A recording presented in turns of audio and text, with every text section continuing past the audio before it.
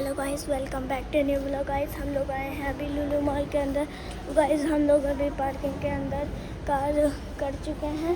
Guys अभी आपको हम लोग पूरा दिखाएंगे लुलु मॉल। तो यहीं से हम लोग आपको लुलु मॉल स्टार्ट करते हैं और यहीं से हम लोग अपना व्लॉग स्टार्ट भी करते हैं।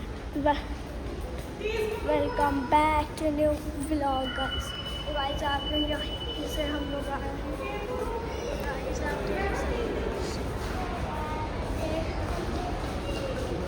आप देख सकते हैं ये है फर्स्ट फ्लोर।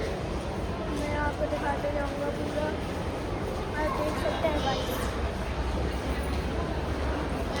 ज़्यादा लोग नहीं आए हैं गाइस आज।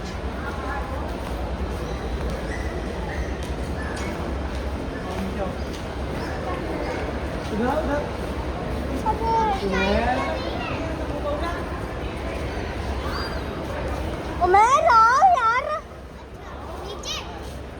हाँ वॉशरूम यहाँ है।